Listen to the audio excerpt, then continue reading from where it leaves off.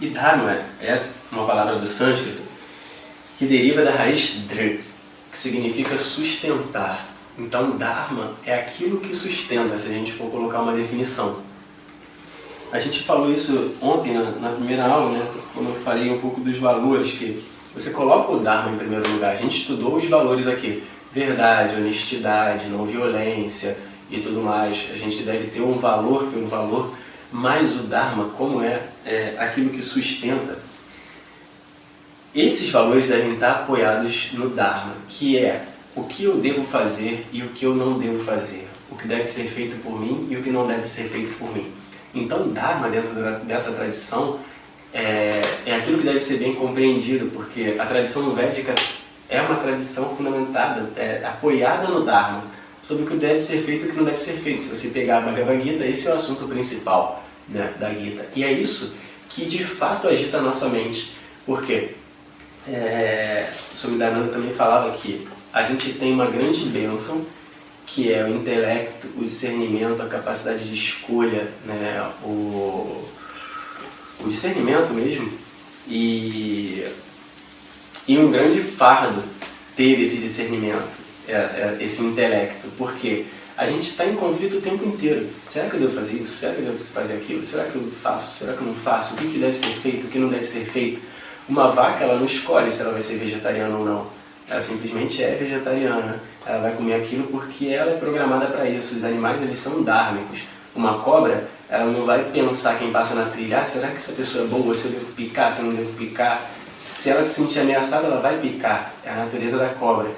Então, Dharma não é lei, Dharma não é regra.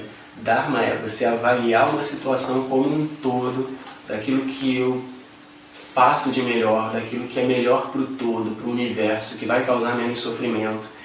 Então, às vezes você tem que abrir mão de um valor para ser dármico, e é o que é aconselhável, né? Por exemplo, a verdade é um valor para mim, mas às vezes eu não preciso chegar para uma pessoa e magoar a pessoa falando tudo aquilo que eu acho que é verdade. Eu posso falar de uma outra maneira. A não violência é um valor para mim, isso fica muito claro, né?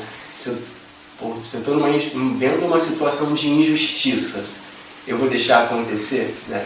O que é melhor para o todo? Eu tomar uma atitude, mesmo sendo violento, ou deixar a coisa rolar, né? Por exemplo, se alguém entra aqui e quer fazer alguma maldade com a minha filha, eu não vou pensar duas vezes, né, entre ser violento ou não ser violento. Eu não posso deixar uma injustiça acontecer. Honestidade, por exemplo, eu dou esse exemplo também. Tipo, você está passando 2 horas da manhã num lugar perigoso e o sinal está fechado. Você vai obedecer a lei ou você vai ser dármico? Você está com a sua família no carro, podendo correr o risco de ser assaltado, você vai ficar parado num sinal à noite para respeitar uma lei, uma regra? Ou você vai ser dármico pelo um bem maior, né? Por aquilo que vai ser melhor para o todo? Eu vou avançar o sinal porque eu corro o risco ali de sofrer uma violência. Então, o Dharma não é uma coisa simples, não é uma coisa fácil. A gente está o tempo inteiro avaliando, e é isso, avaliar a situação, né? Outra relação que o Swami Dayananda faz com o Dharma o Dharma é universal. Se a gente pegar, né, foi isso, me fizeram essa pergunta também. Mas num país a religião tal diz que você tem que fazer isso. No outro país a religião tal diz que você deve fazer aquilo. Num país a lei é essa, num país a lei é aquela. Então, o que é que deve ser feito? Cara, o que é melhor para o todo. E o Swami Dayananda falava, o Dharma ele é relativo, porque depende da situação, né? Não é absoluto, porque eu vou ter a mesma atitude para todas as situações. É relativo, depende, eu devo avaliar ali o que eu devo fazer. Mas o Dharma é universal. Ele falava, se você perguntar para alguém na Índia, no Brasil, nos Estados Unidos, no Canadá, ou se você perguntar até para um mosquito, você quer ser ferido? Ninguém quer ser ferido. Então, se você fizer o que é melhor para o todo, ali você vai estar sendo dármico. E ele diz o seguinte também, o ser humano é como se fosse uma Ferrari, um carro esportivo de última geração. A gente tem um potencial interno gigantesco. A gente tem um volante que permite a gente ir para qualquer lugar. Você tem a liberdade de escolha. Você pode fazer qualquer coisa da sua vida. Mas, ao mesmo tempo, você tem um freio. Um freio que deve funcionar.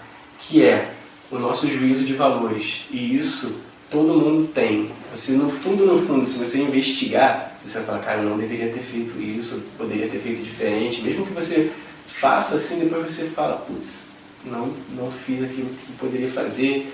Então, o ser humano é dotado desse freio. Se você não tem esse freio, porque acontece, a gente está falando de pessoas saudáveis, não de pessoas que têm um problema mental, se você não tem isso, se você faz as coisas de qualquer maneira, atropelando tudo, esse freio não funciona. Então, existe algum problema. Então, esse freio é o nosso juízo de valores, isso é ser dharmico. E o Dharma, ele também se divide em dois, que é Vishesha Dharma, ou Swadharma, e Samanya Dharma. Vishesha Dharma, Swadharma é o seu próprio Dharma. E aí a gente está falando de papéis a cumprir. Qual é o seu papel? E aí a gente tem vários. O Dharma, como eu falei, ele é relativo, muda. Você, quando está dando aula, você tem que assumir um papel de professor, né, com os seus alunos. Você não é um amigo dos seus alunos. Tudo bem que você tem uma relação próxima de amizade, mas você é o professor. Né? Quando você está com a sua filha, você tem que cumprir o seu papel de pai, não é papel de amigo, não é papel de professor. Apesar de você ensinar, mas você cumpre o papel de pai. Quando você está, enfim, com o seu pai, você cumpre o papel de filho. Quando você está com seu irmão, você cumpre o papel de irmão. Então, você vê como é que são as facetas do Dharma. A gente deve ter uma conduta adequada para cada papel que a gente tem a cumprir na vida. E o Samanya Dharma é o Dharma que é comum em sociedade. Existem algumas condutas éticas, alguma conduta adequada para que você tenha uma vida, um bom relacionamento com as pessoas, com a sociedade, com a comunidade ao seu redor. Né? Todo mundo sabe, você não deve agredir uma pessoa, tanto com palavras, com atos. Né? E é isso, para você viver bem em sociedade.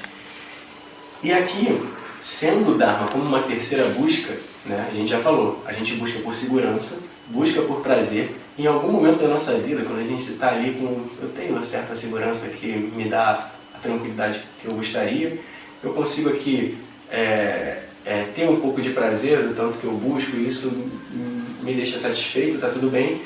E então, algumas pessoas começam a se questionar, será que o que eu faço da maneira adequada? Será que as minhas ações, da maneira que eu faço, estão contribuindo de alguma maneira? Será que o meu trabalho ou a minha vida contribui de alguma maneira no universo? Né? E será que eu tenho esse reconhecimento? Se as minhas ações são dármicas, nobres, adequadas? Então a gente se questiona em algum momento, né, sobre isso. E essa é a terceira busca que, como eu falei, não é 1, 2, 3, uma regrinha, mas que o Dharma, essa atitude dármica, deve permear todas as coisas que você faz.